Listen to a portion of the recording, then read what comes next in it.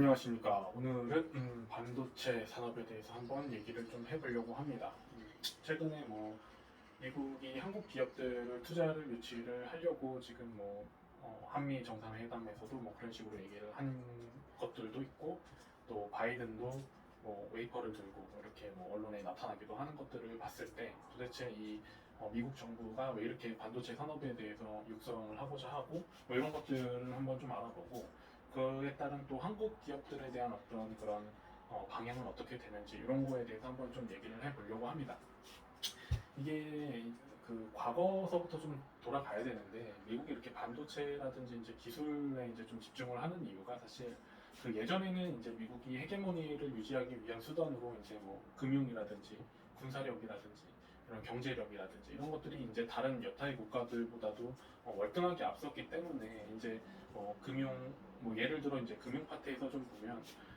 환율을 예전에 이제 85년도에 일본이 마음에 안 들었을 때, 그때 이제 플라자 합의를 통해 가지고 이제 엔화 가치를 끌어올려 가지고 이제 금융 쪽에서 이제 환율에 대한 압박을 통해서, 그런 합의를 통해서 이제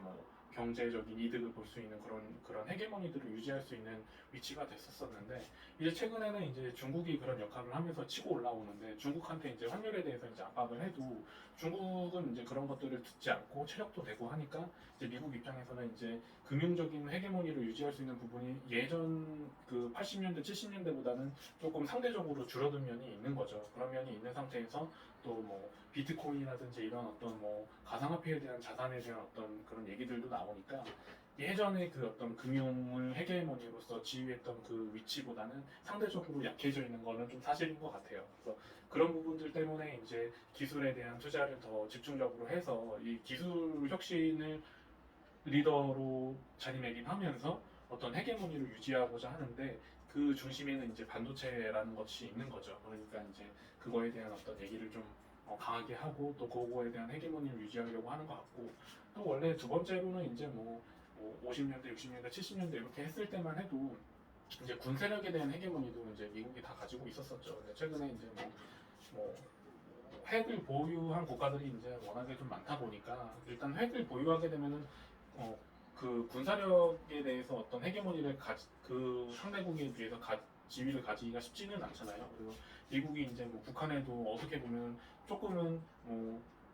북한의 얘기를 들어주고, 또 국가 대 국가로서 이렇게 얘기할 수 있는 이유 중에 하나가 이제 북한이 이제 핵을 보유했다라고 이제 생각을 하기 때문에 이제 그런 거잖아요. 그래서 그런 부분에서 봤을 때도 이제 군사력 측면에서도 예전보다는 이제 헤게모니 그거를 앞세워서 이제 글로벌 리더로 되겠다라는 게 이제 상대적으로 좀 약해진 상태인 것 같고, 그래서 이제 경제력을 이제 결국엔 실물 경제를 우위로 해가지고 좀 앞으로 나가야 되는데, 그거에 이제 핵심 기술이 이제 앞으로 다가올 어떤 4차 산업혁명을 대비한 어떤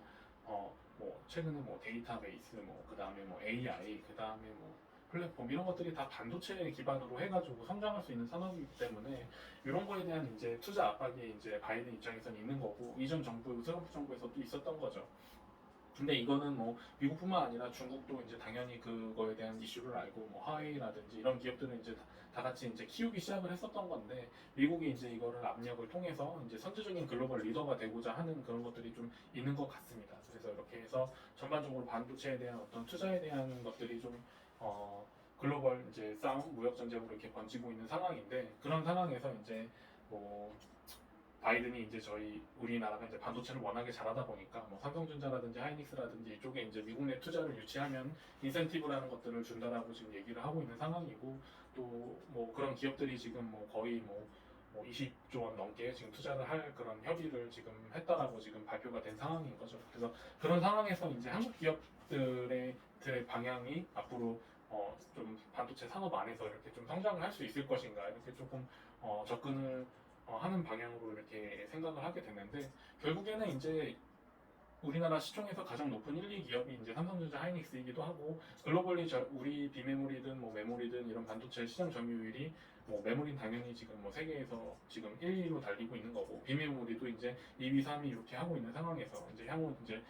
비메모리까지 이제 향후 더 글로벌리 더 점유율을 높여가고자 하는 상황에서, 이런 미국의 제안들, 그 다음에 어찌됐든 간에 과거에는 인텔이라든지 그런 업체들이 이제 글로벌 헤게모니를 좀 유지를 하고 있었었는데 최근에 이제 TSMC라든지 이제 삼성전자라든지 이런 쪽에 이제 어떻게 보면 글로벌 헤게모니적인 어떤 기술력을 조금 예전보다는 많이 이뤄진 상태인 거죠. 그런 상황에서 이제 바이든 입장에서는 이제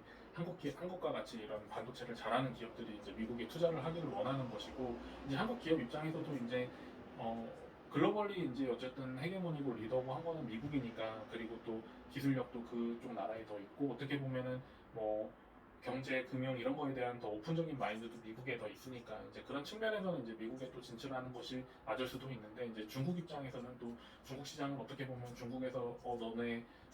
미국으로 그렇게 투자를 하네 하면서 중국 입장에서 또 어떤 제재가 오진 않을까 뭐 이런 것들이 종합적으로 지금 고려돼야 되는 상황인 거죠. 그런 상황에서도 어쨌든 간에 지금은 미국의 바이든이 제안한 그 투자대로 지금 한국 기업들은 투자를 하려고 지금 진행을 한 상태인 거고 그 안에서 이제 우리가 중국하고도 관계를 잘 유지하면서 이제 미국 시장에서 진출해서 미국에서 또 잘 이제 시장 성장성만큼 커져 나가면 한국 반도체 산업은 뭐 글로벌리 성장하는 그 어떤 반도체 산업만큼은 이렇게 비트하면서 같이 이렇게 성장하지 않을까 이렇게 생각을 하고 있는 거고 어찌됐든 간에 4차 산업혁명의 어떤 핵심 기술 중에 하나는 반도체가 어떤 제조의 어떤 근간으로서 이렇게 자리를 잡아가야 되는 그런 부분이 있어서 한국 반도체 산업에서 지금 이런 기업들의 투자 부분들이 좀 향후에 어떤 결과로 나올지 이런 것들을 추적해가지고 이렇게 생각하는 게 좀 좋을 것 같아가지고 오늘은 한번 이런 식으로 반도체 산업에 대해서 찍어봤습니다. 그래서 앞으로 이런 패턴을 가지고 결국에는 이런 투자된 결과물이 중국과의 관계도 잘 유지되면서 그쪽으로도 어떤 좀 수출할 수 있는 그런 어떤 방향들을 만들어내고 미국 내에서 투자한 것들은 미국 내에서 또 그에 따른 주변 동맹국들까지 이렇게 시장을 확장해서 나간다라고 생각을 했을 때뭐